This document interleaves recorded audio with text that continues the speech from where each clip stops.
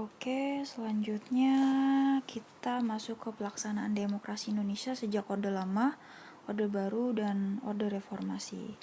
Indonesia membangun sistem politik demokrasinya itu sejak menyatakan kemerdekaannya pada tanggal 17 Agustus 1945. Sejak saat itu pula, Indonesia sudah berkenaan atau sudah mengatur sendiri nih hubungan negaranya itu melalui Undang-Undang Dasar 1945. Hal ini sesuai dengan UUD 1945 pasal 1 ayat 2 yang berbunyi kedaulatan berada di tangan rakyat dan dilaksanakan menurut Undang-Undang Dasar. Udah jelas nih. Balik lagi, semuanya itu berada di tangan rakyat. Rakyat yang utama, kedaulatannya pun juga ada di tangan rakyat. Melalui pernyataan konstitusi tersebut atau melalui pernyataan dari undang-undang tersebut, para pendiri negara atau para founding father kita menginginkan agar sistem politik Indonesia mampu mewujudkan pemerintahan yang dapat melindungi seluruh bangsanya dan segenap tumpah darah Indonesianya, serta memajukan kesejahteraan umum dan ikut serta dalam perdamaian dunia. Atau kata lainnya itu kita bisa mewujudkan pemerintahan yang lebih baik lagi gitu. Nah, Indonesia itu sendiri memproklamasikan kemerdekaannya itu sehari setelah bangsa Indonesia pada tanggal 17 Agustus 1945, di mana Indonesia menetapkan Undang-Undang Dasar 1945 sebagai konstitusi negaranya. Jadi, Pancasila sebagai dasar negara, terus juga lagu Indonesia Raya sebagai lagu kebangsaan kita atau national anthem kita, terus bahasa Indonesia sebagai bahasa nasional atau bahasa pemersatu kita, serta bendera merah putih sebagai bendera nasional, dan menetapkan presiden serta wakil presidennya yaitu Soekarno dan Hatta. Perangkat kenegaraannya juga kemudian dilengkapi dengan adanya Komite Nasional Indonesia Pusat atau KNIP yang dibentuk pada tanggal 29 Agustus 1945. KNIP ini semulanya berfungsi sebagai pembantu presiden, atau kalau kita tahu sekarang itu menteri ya, kalau dulu belum ada menteri, jadi adanya KNIP. Selanjutnya beralih menjadi DPR sama MPR. Nah, langkah awal demokratisasi di Indonesia dimulai saat diterbitkannya Maklumat Wakil Presiden nomor 10 tanggal 3 November 1945 yang berisi anjuran untuk membentuk partai politik. Nah, langkah berikutnya yang dilakukan pemerintah adalah merencanakan pelaksanaan pemilu untuk memilih anggota DPR yang akan diselenggarakan pada tahun 1946. Namun, belum siapnya perangkat hukum yang mengatur pemilu serta ketidakstabilan negara akibat perjuangan mempertahankan kemerdekaan pada saat itu, maka seringnya terjadi pergantian kabinet atau mengakibatkan pemilu tersebut belum dapat terselenggara atau terlaksana hingga adanya pemilu pertama atau hingga munculnya pemilu pertama itu pada tahun 1955. Itu selang 5 tahun ya, kita merdeka tahun 1945, lalu baru ada pemilu pertama itu terselenggara tahun 1955 dengan diikuti oleh 30 peserta dari perorangan atau independen dan peserta dari partai politik gitu. Nah, kita langsung masuk ke yang pertama, yaitu demokrasi liberal. Nah, itu pertamanya itu pada tanggal 17 Agustus 1950 sampai tanggal 5 Juli 1959. Nah, demokrasi liberal ini dilaksanakan setelah dikeluarkannya Maklumat Pemerintah nomor 14 November tahun 1945. Dalam sistem ini kepala pemerintahan dipimpin oleh seorang perdana menteri. Nah, kalau demokrasi itu dipimpin oleh presiden, kalau demokrasi Pancasila dipimpin oleh presiden, kalau demokrasi liberal dipimpinnya sama perdana menteri pada saat itu.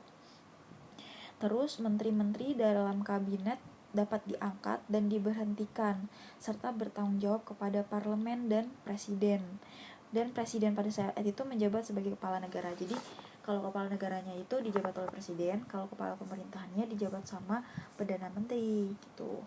Kabinet presidensial yang dipimpin oleh presiden diganti oleh kabinet parlementer yang dipimpin oleh seorang perdana menteri. Dan pada saat itu perdana menteri pertama kali kita dijabat oleh seorang tokoh yang bernama Sultan Syahrir gitu.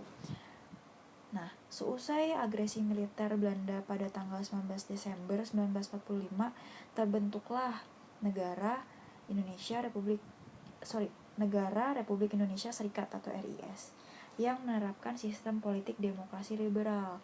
Kedaulatan rakyat diserahkan kepada sistem multipartai sehingga saat itu muncul banyak partai atau muncul berbagai macam partai. Hasilnya ini menjurus ke negatif ya, karena suaranya jadi terpecah-pecah.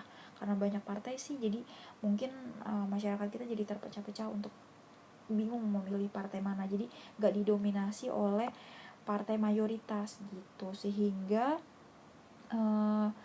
suara yang sikap politik yang saling, sehingga muncul adanya sikap politik yang saling menjatuhkan satu sama lainnya karena banyaknya partai itu. Jadi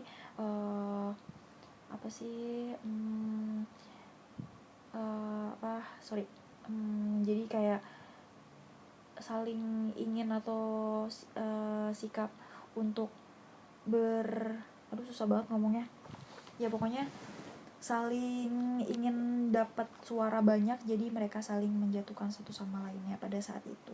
Akibatnya umur kabinet di dalam demokrasi liberal ini gak panjang atau singkat banget, sehingga bergantilah menjadi demokrasi yang selanjutnya. Nah, di dalam demokrasi liberal ini ada 7 kabinet ya, saya sebutin aja mungkin ya. Yang pertama itu ada kabinet Nasir, yang kedua ada kabinet Sukiman Suwirjo, selanjutnya ada kabinet Wilopo, selanjutnya ada kabinet Ali, kabinet Bahanudin, kabinet tadi yang pertama ada kabinet Ali 1, lalu selanjutnya ada kabinet Ali 2, dan yang terakhir ada kabinet Juanda. Nah, setelah tadi singkatnya umur dari demokrasi liberal karena banyaknya partai atau multipartai sehingga munculnya suara-suara yang saling menjatuhkan sehingga suara-suara rakyat jadi terpecah. Nah, bergantilah menjadi demokrasi terpimpin. Nah, selama masa demokrasi liberal, rakyat Indonesia sadar bahwa sistem demokrasi tidak cocok dengan sistem politik Indonesia, juga tidak cocok dengan latar belakang negara kita, sehingga muncullah atau bergantilah menjadi demokrasi terpimpin ini. Demokrasi terpimpin ini mulai tanggal 5 Juli 1959 sampai 1965. Nah, ketidakcocokan dari demokrasi sebelumnya atau demokrasi liberal ini dilihat dari dua hal. Yang pertama, dari sistem demokrasi liberal itu tadi bertentangan dengan nilai dasar Pancasila, khususnya sila ketiga tentang persatuan Indonesia dan sila keempat tentang permusyawaratan yang dilandasi nilai hikmat dan kebijaksanaan. Yang kedua ini karena ketidakmampuan konstituante untuk menyelesaikan masalah kenegaraan, khususnya pengambilan keputusan mengenai UUD 1945 sehingga sangat menguntungkan bagi negara Indonesia. Nah, munculnya demokrasi terpimpin ini sesuai dengan Dekret Presiden tahun 1959 menyatakan Undang-Undang Dasar Serikat 1950 tidak berlaku lagi dan memberlakukan kembali Undang-Undang Dasar 1945. Dekret Presiden tersebut memuat ketentuan pokok. Yang pertama, menetapkan pembubaran konstituante. Yang kedua, menetapkan bahwa UUD 1945 berlaku kembali bagi segenap bangsa Indonesia. Dan yang terakhir, membentuk Majelis Permusyawaratan Rakyat Sementara atau MPRS dan Dewan Pertimbangan Agung atau DPAS dalam waktu yang sangat singkat. Nah, pidato Presiden tanggal 17 Agustus 1945 tadi berjudul Penemuan Kembali Revolusi Kita, atau kita bisa kenal atau kalian bisa cari atau lebih terkenalnya itu Manifesto Politik Republik Indonesia. Atas usulan DPA yang bersidang tanggal 23 sampai 25 September 1959, Manifesto Politik Republik Indonesia itu dijadikan garis-garis besar haluan negara atau GBHN. Manifesto politik ini adalah USDEK atau Undang-Undang Dasar 1945, Sosialisme Indonesia, Demokrasi Terpimpin, Ekonomi Terpimpin, dan Kepribadian Indonesia. Itu tadi singkatannya. Terpimpin atau demokrasi terpimpin ini sistem demokrasi terpimpin ini ditafsirkan oleh Presiden Soekarno pada saat itu dengan mengatakan kata terpimpin atau istilah terpimpin yang berarti dipimpin oleh seorang pemimpin atau panglima besar, yaitu si Presiden Soekarno tadi itu sendiri. Jadi di dalam demokrasi terpimpin ini ada beberapa praktik sistem politik demokrasinya, yaitu yang pertama menurut Undang-Undang Dasar 1945, kewenangan presiden berada di bawah MPR. Namun dalam kenyataannya MPR tunduk pada presiden. Jadi harusnya tuh presiden itu kan di bawahnya MPR, tapi malah MPR yang tunduk sama presiden. Tuh gimana tuh? Nah, presiden dapat menentukan apa yang harus diputuskan oleh MPR. Nah, hal ini dilihat dari tindakan presiden dengan mengangkat ketua MPR yang dirangkap wakil perdana menteri 2 dan pengangkatan wakil-wakil ketua MPR dari partai-partai besar. Pada saat itu partai besarnya itu ada 2, yaitu PNI sama NU, serta adanya ABRI yang masing-masing diberi kedudukan sebagai menteri yang tidak memiliki departemen. Jadi mungkin kalau teorinya itu presidennya itu harusnya tunduk sama MPR atau di bawah MPR, tapi pada praktiknya itu MPR yang tunduk pada presiden gitu. Yang kedua itu praktiknya itu pada tahun 1960 DPR hasil pemilu dibubarkan oleh presiden dan digantikan Dewan Perwakilan Rakyat Gotong Royong. Jadi pada saat itu nama DPR ditambahin GR atau ditambahin istilah gotong royong di bagian belakangnya. Keanggotaan dalam DPR GR diduduki oleh tokoh-tokoh partai-partai besar seperti PNI, NU, dan PKI. Jadi pada saat itu PKI masuk ke dalam partai besar ya. Nanti mungkin di bab selanjutnya kita bahas mengenai PKI. Ketiga partai ini dianggap telah mewakili seluruh golongan seperti golongan nasionalis, agama, dan komunis yang sesuai dengan konsep Nasakom. Nasionalis, agama, dan komunis. Jadi karena demokrasi terpimpin, jadi pada saat itu masih mengizinkan istilah komunis ya. Yang ketiga itu pengangkatan Presiden Soekarno sebagai presiden seumur hidup dalam sidang umur MPRS tahun 1963. Nah ini MPRS, jadi Presiden Soekarno-nya diangkat sebagai presiden seumur hidup. Tapi nanti untuk lebih jelasnya kenapa dia bisa mundur kita bahas. Terus yang selanjutnya ada usulan prinsip Nasakom untuk melanggengkan kedudukan presiden sebagai pemimpin besar revolusi. Oke. Masuknya pengaruh PKI, tadi kita bahas mengenai singkatnya PKI ya.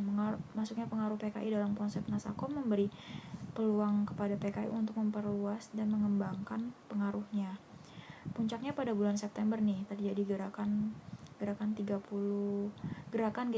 SPKI atau gerakan 30 September 1965 yang lebih dikenal dengan tadi G30 SPKI. Nah, pada saat itu ada 7 jenderal angkatan darat yang dibunuh di Lubang Buaya ya. Lubang Buaya kalian tahu lah pastinya di mana. Nah, peristiwa itu menyebabkan munculnya gerakan yang meminta Presiden Soekarno untuk mundur. Nah, selanjutnya si Presiden Soeharto atau Maijen Soeharto pada saat itu naiklah sebagai pemimpin Republik Indonesia. Nah, dengan naiknya si Maijen Soeharto tadi, maka bermulalah atau sebagai tombak munculnya era politik Orde Baru gitu. Mungkin pada saat itu ada istilah Super Semar ya, Surat Perintah 11 Maret ya. Kalian nanti bisa baca-baca lagi mengenai Super Semar ya. Di sini saya langsung aja ya karena masih banyak bahasan yang perlu kita bahas. Selanjutnya ada demokrasi Pancasila pada Orde Baru 1966 sampai 1968. Di sini tidak detail tanggalnya tapi lebih ke tahunnya saja. Nah, Orde Baru berkeinginan melaksanakan Pancasila dan Undang-Undang 1945 secara murni dan konsekuen sebagai kritik terhadap Orde Lama atau tadi Orde Demokrasi Liberal sama Demokrasi Terpimpin. Nah, di situ pada era politik Orde Baru menganggap bahwa era sebelumnya tuh demokrasi liberal atau demokrasi terpimpin tadi menyimpang dari Pancasila. Nah, sistem politik baru yang digunakan diberi nama demokrasi konstitusional atau demokrasi Pancasila yang berdasarkan pada Pancasila dan Undang-Undang Dasar 1945. Pemerintahan Orde Baru berupaya menyusun kembali kekuatan bangsa untuk menumbuhkan stabilitas nasional guna mempercepat pertumbuhan atau proses pembangunan bangsa yang mengedepankan pada ekonomi sebagai perbaikan. Nah, selama masa Orde Baru tadi, pemerintah berhasil melaksanakan 6 kali pemilihan umum, yaitu 1971, 1977, 1985, 1987, 1992 sampai 1977. Namun Dalam setiap pemilu yang terselenggara selama masa pemerintahan Orde Baru, Partai Golkar atau golongan karya selalu memperoleh mayoritas suara dan memenangkan pemilu. Presiden Soeharto sendiri secara resmi dilantik MPR sebagai presiden tahun 1966 untuk masa jabatan 5 tahun dan kemudian dilantik kembali sebagai presiden oleh MPR secara berturut-turut nih selama 32 tahun. Jadi Presiden Soeharto itu menjabat sebagai presiden tuh lama banget, selama 32 tahun. Nah, karena dalam praktik era politik Orde Baru ini muncul banyak adanya tirani di dalam bidang politiknya, terus adanya kesenjangan ekonomi antara pusat sama daerah, terus juga tingkat kesejahteraan yang tidak merata, terus juga banyak KKN, korupsi sama nepotisme, terus juga tadi KKN-nya itu masuk atau merajalela dalam tubuh pemerintahan, sehingga kita sebagai rakyat atau masyarakat yang mengawasi sistem pemerintahan itu melakukan protes atau demo. Nah, di dalam demo itu berhasil menurunkan Presiden Soeharto sebagai Presiden Republik Indonesia. Nah, turunnya Presiden Soeharto tadi masuklah otomatis ke demokrasi era reformasi. Demokrasi era reformasi atau pasca reformasi ini bermula dari tahun 1998 sampai saat ini ya. Nah, demokrasi pasca reformasi merupakan salah satu reaksi terhadap pemerintah Orde Baru yang dianggap telah menyimpang dari tujuan dan cita-cita demokrasi Pancasila. Tadi dianggapnya demokrasi Orde Baru dapat memperbaiki sistem demokrasi sebelumnya, namun kenyataannya justru lebih memperparah ya, sehingga diproteslah atau didemolah dan muncullah era reformasi ini. Nah, era reformasi berlangsung dari tahun 1998 sampai saat ini atau sering disebut dengan Orde Transisi Demokrasi Pancasila. Nah, era reformasi dimulai setelah Presiden Soeharto itu mundur resminya pada tanggal 21 Mei 1998 dan digantikan oleh wakilnya yaitu Profesor Dr. B.J. Habibie.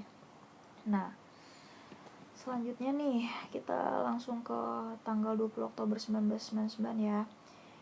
Nah, di sini diadakan penyelenggaraan pemilihan Presiden RI dengan calon Kiai Haji Abdurrahman Wahid atau lebih kita kenal sebagai Gus Dur ya, dan Megawati Soekarno Putri.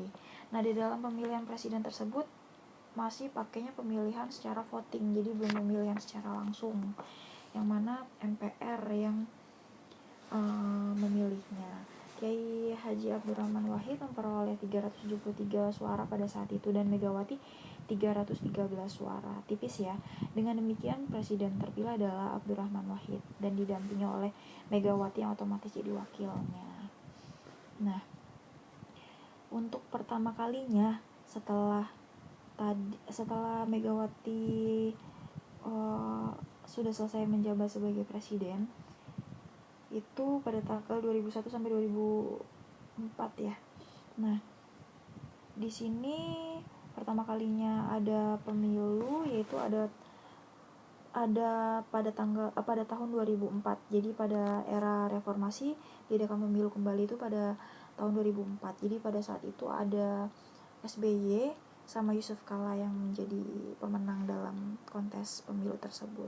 Di masa reformasi, kebebasan masyarakat dalam menggunakan haknya menjadi lebih terbuka dan meluas. Jadi nggak dibatasin lagi. Masyarakat semakin melakukan pengawasan terhadap pemerintah. Nah, di samping itu pula masyarakat kita juga lebih kritis dan pemerintahan jadi lebih terbuka. Demokrasi tidak hanya menjadi identitas, tetapi diupayakan untuk diaplikasikan secara total oleh pemerintah. Jadi nggak cuma teori doang, tapi memang benar-benar dipraktikkan di dalam era reformasi ini. Oke, mungkin selanjutnya kita ke selanjutnya ya, yaitu perilaku demokrasi dalam kehidupan sehari-hari. Di sini yang pertama ada menjunjung tinggi persamaan. Nah, demokrasi Pancasila merupakan demokrasi yang berpedoman pada asas kerakyatan yang dipimpin oleh hikmat, kebijaksanaan, dan permusyawaratan rakyat ya. Nah, jadi sebentar. Oke. Jadi tentu saja semua hal yang sudah dijelaskan di slide sebelumnya ini akan dipraktikkan, atau kita sebagai masyarakat atau sebagai orang-orang yang berada di bawah dalam pemerintahan itu seharusnya bisa mempraktikkan kehidupan demokrasi nih. Yang pertama itu menjunjung tinggi persamaan. Di dalam demokrasi Pancasila diajarkan bahwa setiap manusia memiliki persamaan atau harkat dan derajat yang sama atau sumber yang sama sebagai makhluk ciptaan Tuhan Yang Maha Esa. Nah, yang kedua menjaga keseimbangan antara hak dan kewajiban. Jadi antara hak dan kewajiban ini nggak ada yang saling mendahului. Jadi kalau kita bisa melaksanakan hak kita, ya kita juga harus melaksanakan kewajiban. Kalau kita sudah melaksanakan kewajiban, ya kita akan mendapat hak kita. Jadi nggak ada yang saling mendahului. Jadi porsinya imbang antara hak dan kewajiban. Yang ketiga, membudayakan sikap bijak dan adil. Kita dapat menjalankan salah satu perbuatan mulia di dalam kehidupan sehari-hari kepada diri sendiri maupun kepada orang lain. Jadi kita harus sering-seringlah atau membiasakan bersikap bijak dan adil. Yang keempat, membiasakan musyawarah dan mufakat dalam mengambil keputusan. Jadi tidak boleh mau menang sendiri. Jadi tidak boleh mengambil suara-suara mayoritas dan minoritasnya ditinggalkan. Jadi kita harus tetap mengutamakan musyawarah gitu. Yang kelima, mengutamakan persatuan dan kesatuan nasional. Sikap yang mengutamakan persatuan dan kesatuan nasional ini mengutamakan kepentingan umum daripada kepentingan pribadi. Nah, di sini kayak contoh nih, di dalam kehidupan di sekolah misalnya, ada tugas mandiri, ada tugas kelompok, deadline-nya sama. Kalau menurut saya itu kita harus diutamakan tuh di tugas kelompoknya dulu gitu. Jadi kita mengadakan musyawarah dan mufakat untuk membentuk atau mendiskusikan tugas kelompok tadi. Kalau yang untuk kepentingan bersama sudah, baru ke tugas mandirinya atau kepentingan pribadinya gitu. Ya, mungkin setelah kita membahas tentang sistem demokrasi di kehidupan berbangsa dan bernegara ini, yang saya harapkan kalian dapat mempraktikannya di dalam lingkungan keluarga, di dalam lingkungan masyarakat, serta di dalam lingkungan sekolah. Jadi mungkin kalian sudah tahu apa-apa yang dibolehkan dan tidak dibolehkan. Mungkin sekian dari saya. Apabila ada yang ingin ditanyakan, boleh chat pribadi ke saya atau boleh tulis di kolom komentar di e-learning ya. Oke. Terima kasih atas perhatiannya. Wassalamualaikum warahmatullahi wabarakatuh.